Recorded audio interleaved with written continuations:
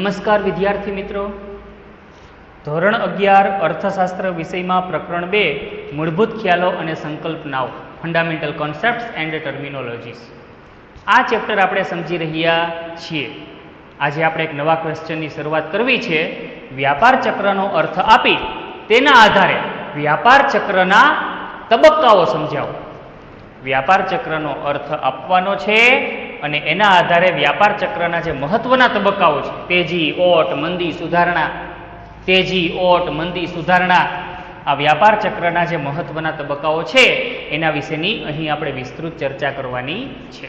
સૌથી પહેલા આપણે વ્યાપાર ચક્રનો અર્થ જોઈએ કે વ્યાપાર ચક્ર કોને કહેવાય. બે અર્થશાસ્ત્રીઓ દ્વારા રજૂ થયેલી વ્યાખ્યા અહીં આપણે યાદ રાખવાની છે, સમજવાની છે. સૌથી પહેલી વ્યાખ્યા હેબરલરના મતે. હેબરલર વ્યાપાર ચક્રની વ્યાખ્યા આપતા જણાવે છે કે અર્થતંત્રમાં વારાફરતી આવતા સારા અને ખરાબ આર્થિક પરિવર્તનો એટલે વ્યાપાર ચક્ર. અર્થતંત્રમાં વારાફરતી આવતા સારા અને ખરાબ આર્થિક પરિવર્તનો એ વ્યાપાર ચક્ર છે. અર્થતંત્રમાં ઘણીવાર ખૂબ સારા આર્થિક પરિવર્તન આવે છે, જેને આપણે તેજીનો માહોલ કહીએ છીએ. તો ઘણીવાર અર્થતંત્રમાં ખૂબ ખરાબ આર્થિક પરિવર્તન આવે છે, જેને આપણે મંદીનો માહોલ કહીએ છીએ, જે વર્તમાનમાં જોવા મળે છે. તો અર્થતંત્રમાં વારાફરતી આવતા સારા અને ખરાબ આર્થિક પરિવર્તન એટલે વ્યાપાર ચક્ર. આવા પરિવર્તન અર્થતંત્રમાં સમયાંતરે આવી રાખતા હોય. ક્યારેક અર્થતંત્રમાં સારી સ્થિતિ જોવા મળતી હોય તો ઘણીવાર અર્થતંત્રમાં ખરાબ સ્થિતિ જોવા મળતી હોય. જે માનવ જીવનમાં ક્યારેક સુખ તો ક્યારેક દુઃખ, તો ક્યારેક સુખ તો ક્યારેક દુઃખ આવી રાખતું હોય, જે માનવ જીવનમાં મોટી ઉથલપાથલ સર્જતું હોય, એવી જ રીતે અર્થતંત્રમાં પણ આ પ્રકારે ક્યારેક તેજીનો માહોલ તો ક્યારેક મંદીનો માહોલ ક્રમશઃ વારાફરતી આવી રાખતો હોય. એક સરખી સ્થિતિ ક્યારેય રહેતી નથી. તો આ પ્રકારના પરિવર્તન એટલે વ્યાપાર ચક્ર. હોટ્રે શું કહે છે? હોટ્રે વ્યાપાર ચક્રની વ્યાખ્યા આપતા જણાવે છે કે વ્યાપારના સારા અને ખરાબ તબક્કાઓ. વ્યાપારના સારા એટલે કે તેજી, ખરાબ એટલે કે મંદી. વ્યાપારના સારા અને ખરાબ તબક્કાઓ કે જે વારાફરતી આવે છે તે વ્યાપાર ચક્ર છે. વ્યાપારના સારા અને ખરાબ તબક્કાઓ જે વારાફરતી આવે છે એ વ્યાપાર ચક્ર છે. બંનેની વ્યાખ્યાનો એક જ સાર નીકળે છે કે અર્થતંત્રમાં વારાફરતી જે સારા અને ખરાબ તબક્કાઓ આવે છે એ વ્યાપાર ચક્ર. સારા અને ખરાબ આર્થિક પરિવર્તનો જે વારાફરતી આવે છે એ વ્યાપાર ચક્ર. હવે આ વ્યાખ્યાઓ ઉપરથી કેટલીક લાક્ષણિકતાઓ આપણે તારવી શકીએ. વ્યાપાર ચક્રની કેટલીક લાક્ષણિકતાઓ આપણે આ મુજબ તારવી શકીએ. જો અર્થતંત્રમાં આર્થિક ઉથલપાથલ સર્જાય છે, અર્થતંત્રમાં જ્યારે આવા સારા અને ખરાબ તબક્કાઓ જે વારાફરતી આવતા હોય એના હિસાબે અર્થતંત્રમાં શું સર્જાય છે? મોટી આર્થિક ઉથલપાથલ સર્જાય છે. જેમ કે મૂડીરોકાણ વધી જાય છે તો અર્થતંત્રમાં મૂડીરોકાણ ઘટી જાય છે. રોજગારી ક્યારેક વધી જાય છે તો ક્યારેક બેરોજગારી વધી જાય છે, રોજગારી ઘટી જાય છે. ઉત્પાદનો વધી જાય છે તો ઉત્પાદનો ઘટી જાય છે.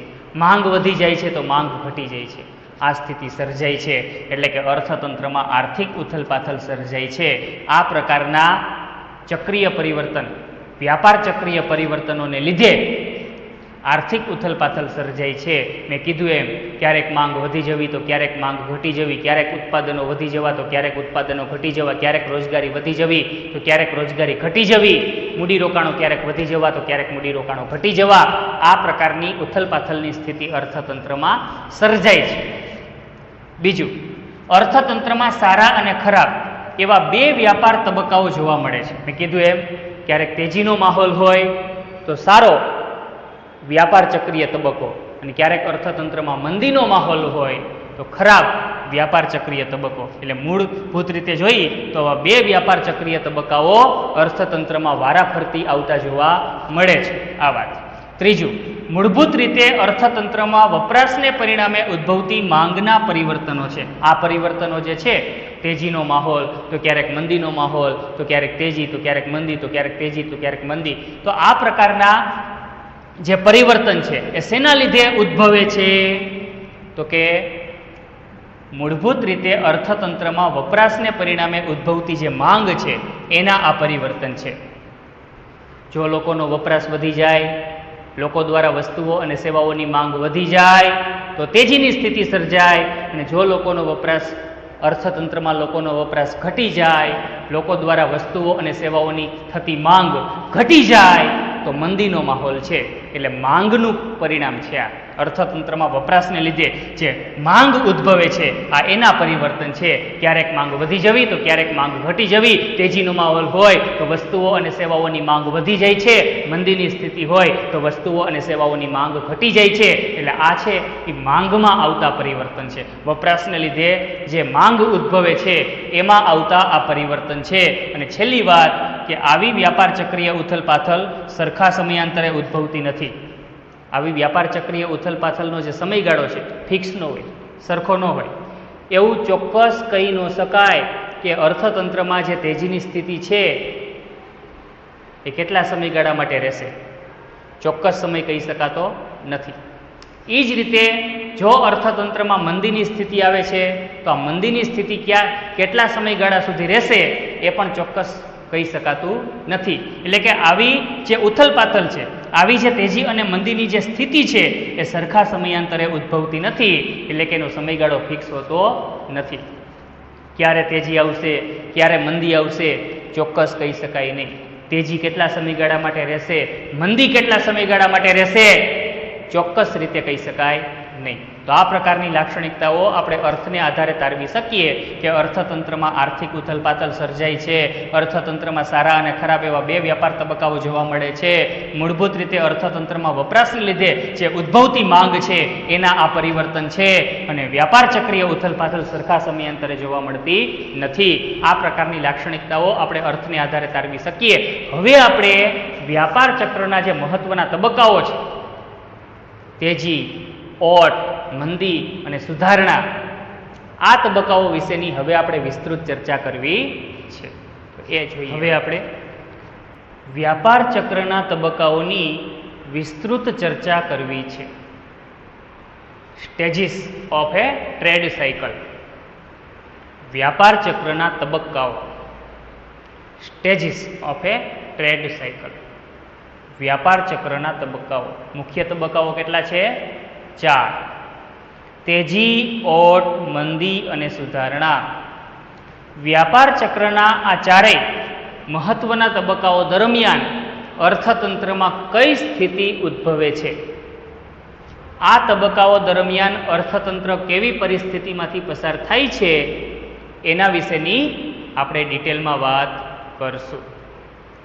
તો સૌથી પહેલાં આપણે તેજીની સ્થિતિ સમજીએ. વ્યાપાર ચક્રનો પ્રથમ મહત્વનો તબક્કો તેજીની સ્થિતિ. જો આ તેજીની સ્થિતિ દરમિયાન વ્યાપાર પ્રવૃત્તિ ઉચ્ચતમ કક્ષાએ હોય છે. અર્થતંત્રમાં જ્યારે તેજીની સ્થિતિ હોય ત્યારે વ્યાપાર પ્રવૃત્તિ કેવી કક્ષાએ હોય? ઉચ્ચતમ કક્ષાએ હોય.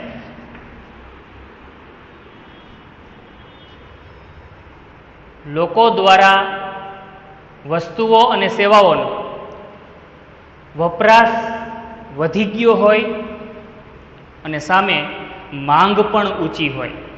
તેજીની સ્થિતિમાં લોકો દ્વારા વસ્તુઓ અને સેવાઓનો વપરાશ વધી ગયો હોય અને પરિણામે વસ્તુઓ અને સેવાઓની અર્થતંત્રમાં માંગ પણ ઊંચી જોવા મળે છે. વસ્તુઓ અને સેવાઓની માંગ ઊંચી હોય ને એટલે જ અર્થતંત્રમાં ઉત્પાદક પેઢીઓ અને વેપારી પેઢીઓની જે નફાકારકતા છે એ પણ કેવી જોવા મળતી હોય? ઊંચી હોય. માર્કેટમાં વસ્તુઓ અને સેવાઓની માંગ ઊંચી હોય, ઉચ્ચતમ કક્ષાએ હોય ને એટલે જ અર્થતંત્રમાં ઉત્પાદક પેઢીઓ અને વેપારી પેઢીઓની જે નફાકારકતા છે, એનો જે નફો છે એ પણ ઉચ્ચતમ સપાટીએ હોય. આથી જ મૂડીરોકાણ અને રોજગારીનો દર પણ ઊંચો જોવા મળે.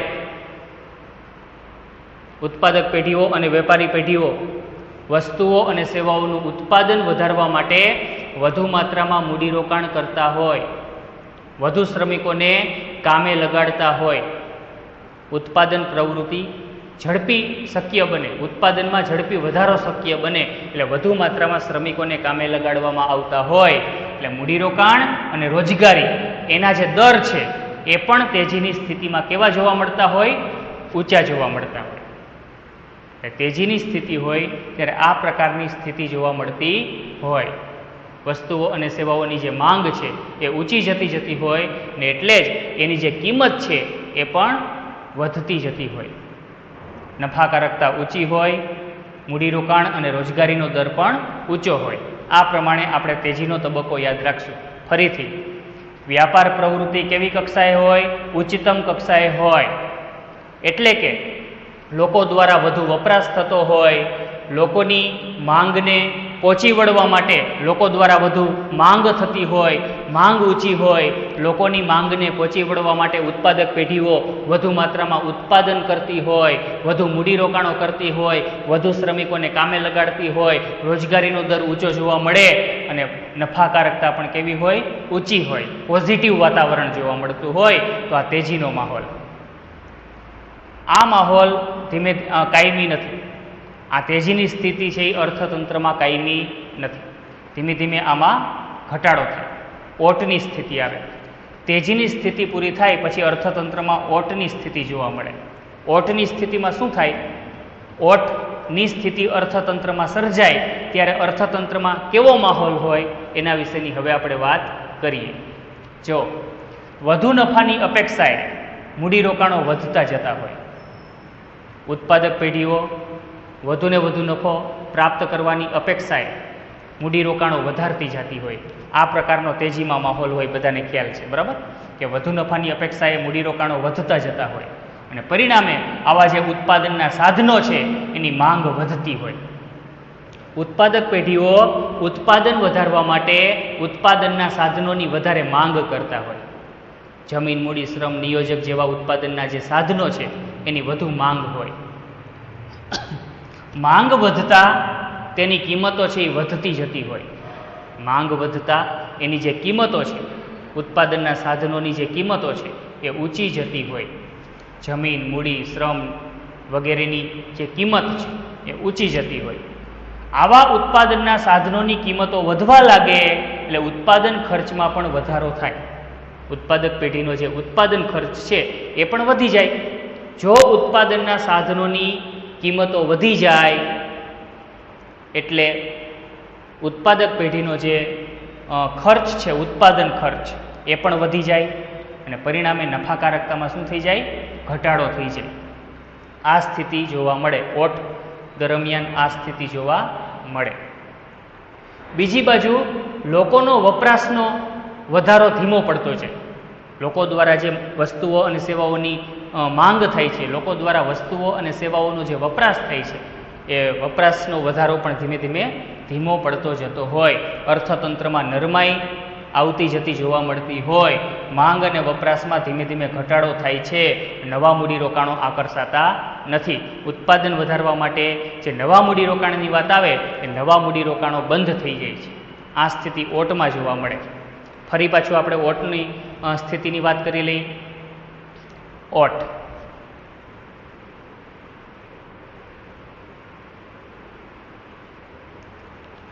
વધુ નફાની અપેક્ષાએ મૂડીરોકાણો વધતા જતા હોય. વધુ નફાની અપેક્ષાએ મૂડીરોકાણો વધતા જતા હોય. ઉત્પાદક પેઢીઓ અને વેપારી પેઢીઓ ઉત્પાદન વધારવા માટે વધુ માત્રામાં મૂડીરોકાણ કરતી જતી હોય. ઉત્પાદન પ્રક્રિયા માટે મૂડીરોકાણ વધારવામાં આવતા હોય. ઓકે, ઉત્પાદન વધારવા માટે ઉત્પાદનના જે સાધનો છે એની પણ માંગ વધતી જતી હોય. જમીન, મૂડી, શ્રમ વગેરે ઉત્પાદનના સાધનોની માંગ વધતી જતી હોય. કાચો માલ, વીજળી, યંત્રો તમામની માંગ વધતી જતી હોય. ઉત્પાદનના સાધનોની માંગ વધવાથી એની જે કિંમતો છે એ ઊંચી જતી હોય, વધતી જતી હોય. ઉત્પાદનના સાધનોની કિંમત વધી જાય એટલે ઉત્પાદન ખર્ચ, ઉત્પાદક પેઢીનો જે ઉત્પાદન ખર્ચ છે એ વધી જાય અને પરિણામે ઉત્પાદક પેઢીની નફાકારકતામાં શું થાય છે? ઘટાડો થાય છે. ઉત્પાદક પેઢીઓની, વેપારી પેઢીઓની જે નફાકારકતા છે એ ઘટતી જાય. ઉત્પાદન ખર્ચ વધે એટલે નફાકારકતા ઘટે. તો બીજી બાજુ લોકોનો વપરાશનો જે વધારો છે, લોકો દ્વારા વસ્તુઓ અને સેવાઓના વપરાશમાં જે વધારો થતો હોય છે એ પણ ધીમો પડતો જતો હોય છે, આથી જ અર્થતંત્રમાં નરમાઈની સ્થિતિ જોવા મળે. માંગ અને વપરાશ ઘટતા જાય છે અને નવા મૂડીરોકાણો આકર્ષાતા નથી. વસ્તુઓ અને સેવાઓના ઉત્પાદનો વધારવા માટે ઉત્પાદક પેઢીઓ નવા મૂડીરોકાણો કરતી નથી, નવા મૂડીરોકાણો આકર્ષાતા નથી. આ સ્થિતિ ઓટ દરમિયાન જોવા મળે. ઓકે, ત્યાર પછીનો તબક્કો છે મંદીનો તબક્કો. મંદીની સ્થિતિમાં શું સ્થિતિ સર્જાય અર્થતંત્રમાં જોઈએ. માંગનો ઘટાડો પુરવઠાની છત ઊભી કરે.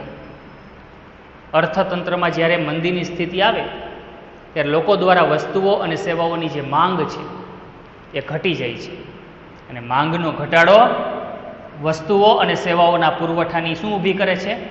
છત ઊભી કરે છે. પરિસ્થિતિ એવી સર્જાય કે બજારમાં, અર્થતંત્રમાં વસ્તુઓ અને સેવાઓ એનો પુરવઠો પુષ્કળ હોય, વસ્તુઓની માર્કેટમાં છત હોય, પણ સામે માંગ ન હોય, માંગનો ઘટાડો હોય, અને પરિણામે વસ્તુઓ અને સેવાઓની કિંમતોમાં શું થઈ જાય છે? ઘટાડો થતો જાય છે. મંદીની સ્થિતિમાં આવો માહોલ સર્જાય છે. વસ્તુઓ અને સેવાઓની કિંમતો ઘટતી જાય છે, અને પરિણામે ઉત્પાદક પેઢીઓ અને વેપારી પેઢીઓનો જે નફો છે એમાં પણ ઘટાડો થાય છે. ઉત્પાદક પેઢીનો નફો ઘટતો જાય છે. આથી મૂડીરોકાણ અને રોજગારીમાં પણ ઘટાડો થાય છે. જે વસ્તુના ઉત્પાદનથી, જે વસ્તુના વેચાણથી વધુ નફો પ્રાપ્ત થતો ન હોય એવી વસ્તુના ઉત્પાદનમાં અને વેચાણમાં ઉત્પાદકોને રસ પડતો નથી. યાદ રાખજો, જે વસ્તુની કિંમતો ઘટતી જતી હોય, જે વસ્તુના વેચાણથી નફો ઓછો મળતો હોય, આવી વસ્તુના વેચાણમાં ઉત્પાદક પેઢીઓ અને વેપારી પેઢીઓને ઝાઝો રસ નથી, અને પરિણામે મૂડીરોકાણો અને રોજગારીમાં પણ ઘટાડો થાય છે. આવી વસ્તુઓ અને સેવાઓના ઉત્પાદનો માટે ઉત્પાદક પેઢી વધારે મૂડીરોકાણ કરશે નહીં, પણ જે મૂડીરોકાણ કર્યા છે એમાંય ઘટાડો લાવશે, વસ્તુઓ અને સેવાઓના ઉત્પાદનોમાં ઘટાડો લાવશે, અને પરિણામે વધારાના જે શ્રમિકોને કામે લગાડ્યા હતા એ બધાને છૂટા કરી દેવામાં આવે છે. મંદીની સ્થિતિ હોય ત્યારે ઉત્પાદનો ઘટી જાય છે, પરિણામે વધારાના જે શ્રમિકો કામે લાગ્યા હતા એને છૂટા કરી દેવામાં આવે છે. આથી રોજગારીમાં પણ ઘટાડો થાય છે. અર્થતંત્રમાં વધુ ભાવ ઘટશે એવી લોકોને અપેક્ષાઓ હોય છે. મંદીનો માહોલ હોય ત્યારે લોકોની એક મેન્ટાલિટી હોય કે અર્થતંત્રમાં વસ્તુઓ અને સેવાઓની જે કિંમત છે એ હજી વધારે ઘટશે. વધુ ભાવ ઘટાડાની અપેક્ષાએ લોકો પાસે ખરીદ શક્તિ હોય, નાણાં હોય, છતાં પણ લોકો માંગ ઘટાડી દે છે. લોકો દ્વારા માંગ છે એ અટકી જતી હોય છે, અને આ સ્થિતિ એટલે મંદીની સ્થિતિ. બરાબર? એટલે મંદીની સ્થિતિમાં આ પરિસ્થિતિ જોવા મળે. ઓકે, તો આ મંદીનો માહોલ. હવે આ સ્થિતિમાં ધીમે ધીમે સુધારો થતો જતો હોય, જેને સુધારણાના તબક્કા તરીકે ઓળખવામાં આવે છે. એટલે વ્યાપાર ચક્રનો ચોથો તબક્કો છે સુધારણા. એના વિશેની હવે આપણે વાત કરીએ. જો અર્થતંત્રમાં વ્યાપક નિરાશામાંથી આપમેળે જ ખરીદી તરફી વાતાવરણ સર્જાય છે. અર્થતંત્રમાં જે વ્યાપક મંદીનો માહોલ છે, વ્યાપક નિરાશાનો જે માહોલ છે, એ વ્યાપક નિરાશામાંથી આપમેળે જ ખરીદી તરફી વાતાવરણ સર્જાતું હોય છે. માંગ ધીમે ધીમે વધતી જતી હોય, ધીમે ધીમે લોકો દ્વારા માંગ વધતી જતી હોય. લોકોને એમ થઈ જાય કે હાલો હવે વસ્તુઓના ભાવ ઘટે એવું લાગતું નથી, એટલે લોકો ધીમે ધીમે શું કરશે? વસ્તુઓની ખરીદી કરવાનું ચાલુ કરશે. માંગ વધશે લોકોની ધીમે ધીમે, અને પરિણામે વધુ નફાની અપેક્ષાઓ સર્જાય છે. નફાની આશાઓ ઉત્પાદક પેઢીઓ અને વેપારી પેઢીઓને સર્જાય છે. નફાની આશા સર્જાય એટલે ઉત્પાદક પેઢીઓ અને વેપારી પેઢીઓ ધીમે ધીમે ઉત્પાદન વધારવાનું વલણ દાખવશે. ઉત્પાદક પેઢી અને વેપારી પેઢીને એમ લાગે કે હાલો હવે ધીમે ધીમે માર્કેટમાં વસ્તુઓની માંગ છે એ વધતી જાય છે, એટલે જ ઉત્પાદક પેઢીઓ અને વેપારી પેઢીઓને વધુ નફાની અપેક્ષાઓ જાગે છે. વધુ નફાની અપેક્ષાઓ સર્જાય છે, અને એટલે જ ઉત્પાદનો વધારવા માટેના પ્રયત્નો થાય છે. એટલે જે બેકાર સાધનો હતા, ઉત્પાદનના જે બેકાર સાધનો હતા એ ધીમે ધીમે કામે લાગશે. બેકાર સાધનો કામે લાગતા આવા બેકાર સાધનોની આવકમાં પણ વધારો થાય છે. શ્રમિકો જે બેકાર બની ગયા હતા એને ધીમે ધીમે કામ મળતું થાય છે. આથી શ્રમિકોની આવક વધે છે. જમીનના માલિકોને ભાડું મળે છે. મૂડીપતિઓને વ્યાજની આવક થાય છે. બરાબર, જમીનના માલિકો હોય એને આવકના સ્વરૂપમાં ભાડું મળે છે. મૂડીપતિઓ છે એને આવકના સ્વરૂપમાં વ્યાજ મળે છે. અને જે શ્રમિકો છે એને આવકના સ્વરૂપમાં વેતન મળે છે. એટલે આ રીતે બેકાર સાધનો કામે લાગતા બધાની આવક વધે છે. અને આવકમાં વધારો થવાથી લોકોનો ખર્ચ પણ વધે છે. જેમ જેમ લોકોની આવક વધતી જાય એમ એમ લોકોનો ખર્ચ પણ વધતો જાય છે. આ એક અર્થશાસ્ત્રનો સિમ્પલ નિયમ છે કે લોકોની આવક વધે એટલે લોકોનો ખર્ચ વધે. ખર્ચમાં વધારો લાવે છે અને ખર્ચ છે એ માંગને અસરકારક બનાવી દે છે. જેમ જેમ લોકોનો ખર્ચ વધતો જાય એમ એમ માર્કેટમાં માંગ છે એ અસરકારક બનતી જાય છે અને પરિણામે નફાકારકતા સર્જાય છે. ઉત્પાદક પેઢીઓને અને વેપારી પેઢીઓને વળી પાછો નફો મળતો થઈ જાય છે અને અર્થતંત્રમાં સુધારણા તરફ અર્થતંત્ર ગતિ કરતું થઈ જાય છે. અર્થતંત્રમાં આ રીતે સુધારણાનો માહોલ સર્જાતો જોવા મળે છે.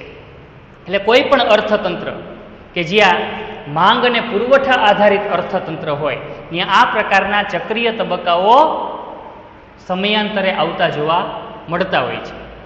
કોઈ પણ અર્થતંત્ર કે જ્યાં માંગ અને પુરવઠાને આધારે કિંમતો નક્કી થતી હોય આ પ્રકારનું જે અર્થતંત્ર છે એમાં આ પ્રકારના વ્યાપાર ચક્રીય તબક્કાઓ, ક્યારેક અર્થતંત્રમાં તેજીની સ્થિતિ, તો ક્યારેક ઓટ, તો ક્યારેક મંદી, તો ક્યારેક સુધારણાની સ્થિતિ, આ સ્થિતિ ક્રમશઃ સમયાંતરે અર્થતંત્રમાં આવતી રહેતી હોય.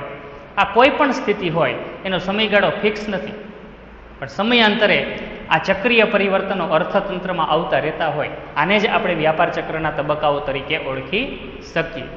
તો આ સાથે આપણો જે આ ક્વેશ્ચન છે વ્યાપાર ચક્રનો અર્થ આપી તેના આધારે વ્યાપાર ચક્રના તબક્કાઓ વિસ્તૃત સમજાવો, આ ક્વેશ્ચનની અહીં આપણે ચર્ચા પૂરી કરીએ છીએ. બધા જ વિદ્યાર્થી મિત્રોએ આ જે વિડીયો છે 2 વાર જોવાનો છે એટલે વ્યવસ્થિત રીતે બધી બાબતો આપણે સમજી શકીએ અને અર્થશાસ્ત્રની પાકી બુકમાં હું જે PDF ફાઇલ મોકલું એમાંથી વ્યવસ્થિત સારા અક્ષરે લખી લેવાનું છે. જય ભારત, જય હિન્દ, અસ્તુ.